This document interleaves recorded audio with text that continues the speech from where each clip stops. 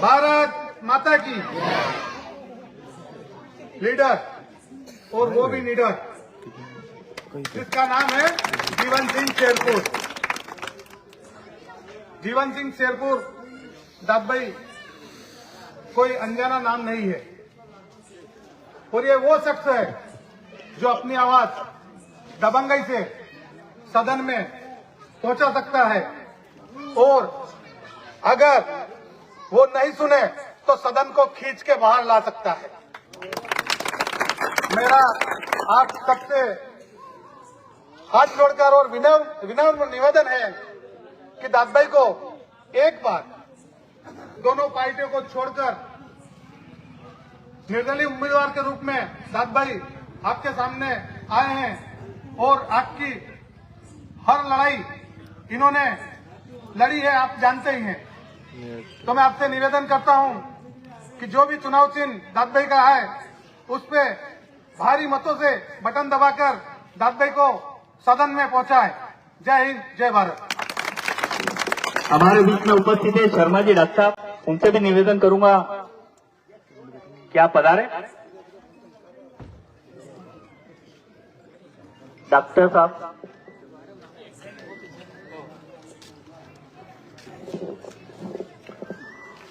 बोलो भारत माता की वंदे।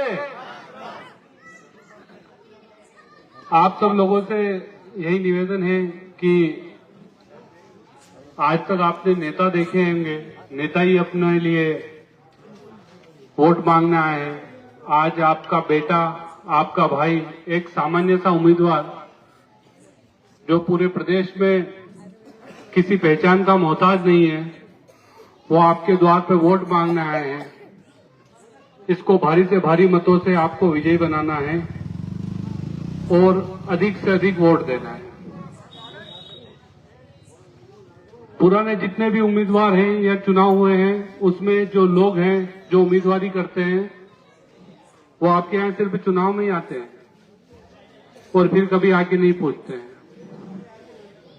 मेरा ये आप लोगों से वादा है कि जीवन दादा आपके सुख और दुख में हमेशा आपके साथ खड़े रहेंगे, और पूरे 5 साल में हम आपको विश्वास दिलाते हैं कि कभी भी आपको किसी भी चीज की कोई तकलीफ नहीं आएगी। आपके सुख दुख में आपके दिए हुए वोट का पूरा और पूरा कर्ज निभाएंगे, और आपका दिया हुआ वोट दादा को सड़क से सदन तक पहुंचाएगा, यही उम्मीद है। धन्यवाद।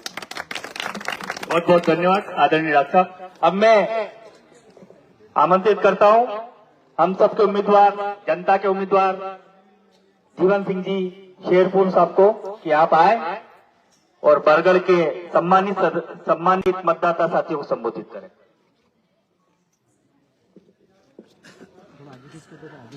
बोलो श्यावर रामचंद्र की। आप सभी को मेरा सादर प्रणाम। जय श्री राम। हम जब से नामांकन दाखिल किया है तब से कुछ न कुछ फेसबुक व्हाट्सएप के माध्यम से आ ही रहा है। आप सबके बीच में हम चुनाव लड़ने आए हैं, वोट मांगने आए हैं। खाली ये मकसद नहीं है, हम जो लड़ाई अभी तक के विधायक आप लोगों की नहीं लड़ पाए, हम सबकी नहीं लड़ पाए, वो लड़ाई को लड़ने आए हैं कि यदि हमारे किसान भाई की फसलों का नुकसान होता है तो यहाँ का विधायक वहां जाकर सदन में आवाज नहीं उठाता है कि हमारे यहाँ के किसानों के साथ अन्याय हो रहा है, कि उनको मुआवजा भी पूरा नहीं मिल रहा है, 1000 और 1500 रुपए देके उनको संतुष्ट किया जा रहा है और समय पे भी मुआवजा नहीं मिल रहा है। ये बात विधायक को जाकर सदन में उठाना चाहिए, पर वो न तो आपके खेत देखने आता है, न आपका घर देखने आता है, न आपकी मजबूरी समझता है। हम वो मजबूरी समझते हैं, वो घर देखा हुआ है, क्योंकि हम भी किसान के ही बेटे। ये बात करेंगे आपके पास, चुनाव में आएंगे, एक मुद्दा बना के छोड़ देंगे भारतीय जनता पार्टी वाले, कांग्रेस वाले अपना मुद्दा बना के छोड़ देंगे, भारतीय जनता पार्टी वाले बोलेंगे राष्ट्रहित में मतदान करो। इनमें कितनी राष्ट्रभक्ति है ये इनको बताना चाहिए। क्या इनके दादाजी सांसद थे, बेटे ने आर्मी की नौकरी ज्वाइन करी क्या? उनके पोते ने करी? कभी सोचा? मैंने आर्मी की भर्ती भी दी है, पर मैं कहीं ना कहीं कमजोर था कि मैं रनिंग नहीं निकाल पाया, इसलिए आर्मी की भर्ती में सिलेक्शन नहीं हुआ मेरा। मैं रनिंग निकाल लेता तो मैं भी आर्मी की नौकरी करता। मैंने वो भी प्रयास किया है, पुलिस की भर्ती के लिए भी प्रयास किया है, और मेरे अंकल भी आर्मी में थे और उन्होंने भी 16 साल की सर्विस दी है। वो राष्ट्रभक्ति की बात करें तो उनसे बोलना कि तुम्हारे परिवार में कोई आर्मी में गया है क्या? क्यों नहीं गया? क्योंकि उनको मालूम है कि मरने के लिए किसान का बेटा है और राज करने के लिए राजनेताओं का बेटा है। क्या उनके बेटों को राष्ट्रभक्ति नहीं आती? क्या उनको राष्ट्रभक्ति नहीं करना चाहिए? क्या जरूरी है कि एक राजनेता बनकर ही राष्ट्र की सेवा की जा सकती है? क्यों एक नेता का बेटा आर्मी में क्यों नहीं हो सकता? इसलिए नहीं हो सकता क्योंकि आपके और हमारे बच्चों में और हम में उनसे ज्यादा राष्ट्रभक्ति है। तो यदि वो बोले कि राष्ट्र हित में मतदान करना, तो आप स्वयं समझ जाना कि जीवन सिंह को मतदान करना है, अपने आप को मतदान करना है, न कि भारतीय जनता पार्टी को मतदान करना है। कांग्रेस वाले आएंगे, वो उनकी बात बताएंगे।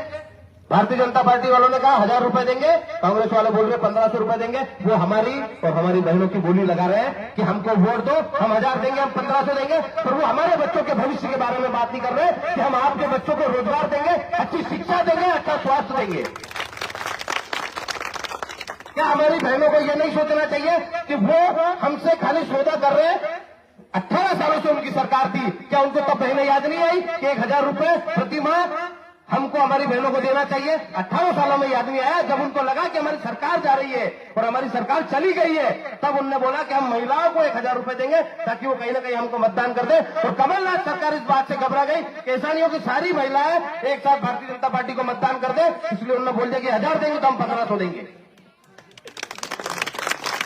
और आपको हमारे बिजली के बिल, आपके घर में खुद बिजली का बिल आ रहा होगा, जब ये योजना चालू नहीं होती उससे पहले बिजली का बिल कितना आता था और उसके बाद बिजली का बिल कितना आ रहा है, ये भी देख लेना। जितना दे रहे हैं उससे 2 गुना ले रहे हैं। तो आप लोगों को यह सोचना पड़ेगा कि आपके हक अधिकारों के लिए लड़ कौन रहा है। उनका सरकारों का एक मापदंड होना चाहिए कि इतने युवा बेरोजगार हैं और उनको रोजगार मिलना चाहिए। जब तक आप अपने बच्चों के लिए नहीं सोचोगे कि उनको अच्छी शिक्षा नहीं मिल रही है, सरकारी स्कूलों की व्यवस्था ऐसी है कि हम बच्चों को पढ़ा नहीं सकते।